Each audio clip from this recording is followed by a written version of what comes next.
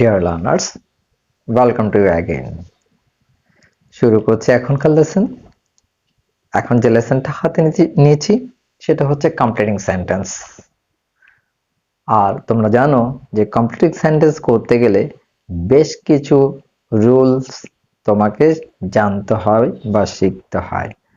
তো আমি সবগুলো রুলস একসাথে না করে বিভিন্ন পরীক্ষায় যেসব প্রশ্নাবলী এসেছে সেগুলোকে অ্যাকুমুলেট করে ধাপে ধাপে অল্প অল্প করে শেখাবার চেষ্টা করছি, যাতে করে তোমরা অল্প অল্প করে শিখে যেতে পারো।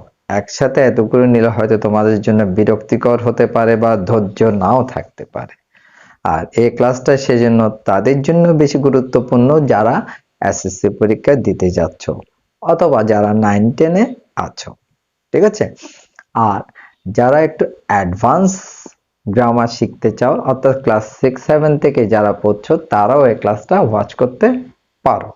আর ইন্টারমিডিয়েট যারা পড়ছো তারা তো অবশ্যই পারো, যেহেতু এগুলো তাদের জন্য খুব বেশি গুরুত্বপূর্ণ। ওকে, শুরু করছি। দেখো, আমি রুল অনুযায়ী সবকিছু বুঝিয়ে দিচ্ছি। Completing sentence where there is a will, যদি একটা ইচ্ছা থাকে। তাহলে এখানে দেখতেই পাচ্ছ এটা একটা প্রবাদ বাক্যের মতো। তো এই কমপ্লিটিং সেন্টেন্সে এই ধরনের প্রবাদ বাক্য দেওয়া হয়। তাহলে এখানে কি হবে? where there is a will, তাহলে কি লিখতে পারি? there is a way, লেখার পর একটা আন্ডারলাইন দিয়ে দিলে শেষ। দেখো কঠিন কিছু লাগছে কিনা, কঠিন মনে হচ্ছে কিনা। if conditional sentence, a man does not work hard, তাহলে এটা প্রেজেন্ট ইনডেফিনিট টেন্সে আছে। সুতরাং এর পরের ক্লাসটা কি হবে? ফিউচার ইনডেফিনিট অথবা ইম্পারেটিভ। কি হতে পারে? if a man does not work hard, যদি একটা মানুষ কঠোর পরিশ্রম না করে তাহলে কি হতে পারে? he cannot progress in life অথবা he cannot succeed in life. he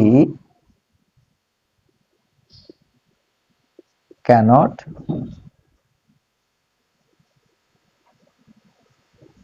progress in life, তারপর কি করবে? এটা আন্ডারলাইন করে দেবে। তবে এটাতে আবার আন্ডারলাইন করতে যেও না, এটা আমি বোঝাবার জন্য দিয়েছি। ওকে, এখন দেখো, as the people of Bangladesh are hard working, as যদি as থাকে তাহলে সেটা সেই লাইনের সাথে মিল রেখে পরবর্তীতে আরো একটা লাইন লিখতে হয়, অর্থাৎ অর্থ সঙ্গতি হতে হবে। অর্থের সঙ্গতি না থাকলে সেটা কিন্তু হবে না। as the people of Bangladesh are hard working, যেহেতু বাংলাদেশের লোকেরা কঠোর পরিশ্রমী, সুতরাং কি হতে পারে? they may succeed in life, তারা জীবনে সফলতা পেতে পারে। ঠিক আছে, একদম ইজি। দেখো, অত হার্ড কিছু চিন্তা করার দরকার নাই, হার্ড ইংলিশ লেখারও কোনো প্রয়োজন নাই। জাস্ট ইজি ওয়েতে ছোট ছোট ইংলিশ লিখে দিলেও চলবে। কমপ্লিট সেন্টেন্স অর্থ হচ্ছে যে সেন্টেন্সটা সম্পূর্ণ করা। শুধু সেন্টেন্সটা অর্থবহ হতে হবে।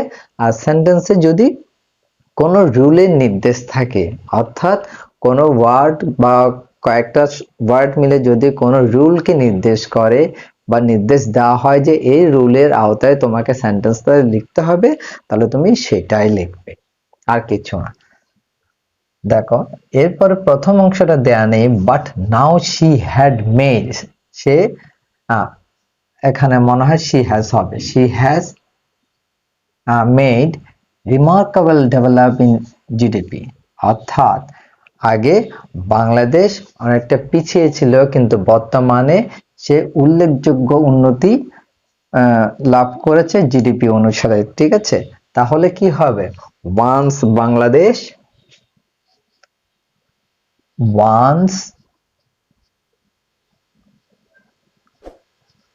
Bangladesh left behind. Once Bangladesh কি হতে পারে? Left behind. লেফট বিহাইন্ড, এক সময় বাংলাদেশ পিছিয়ে ছিল।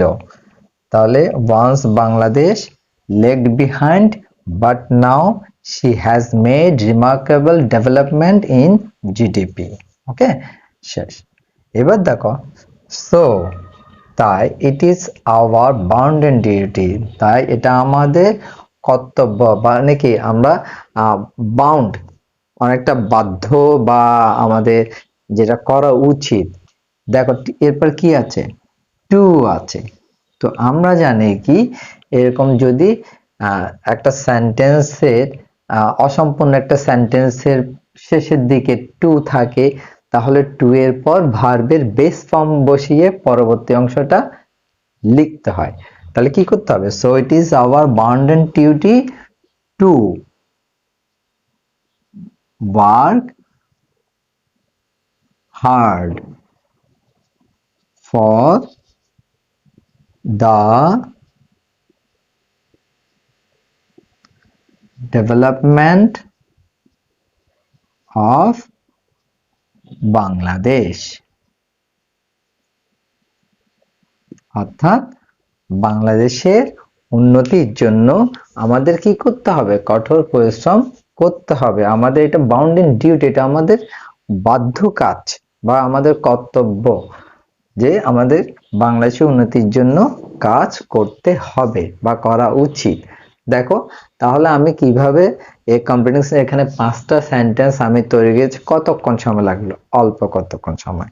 শুধুমাত্র রুলগুলো আমি এখানে ব্যবহার করছি, দু একটাতে রুল দেয়া আছে সোজা সোজা, আরেকটা প্রবাদ বাক্য। ঠিক আছে, এইভাবে কমপ্লিটিং সেন্টেন্স করতে হয়, তেমন চিন্তা করার মতো কিছুই নয়। তোমরা আমাকে ফলো করো, দেখো আমি সেন্টেন্স গুলোকে আরো কত ইজি করে দিই। রুলটা ইউজ করব, সেন্টেন্স গুলো ইজি করব, এইভাবেই শেখাতে থাকবো, তোমরা শিখতে থাকবে। ওকে, থ্যাংক ইউ।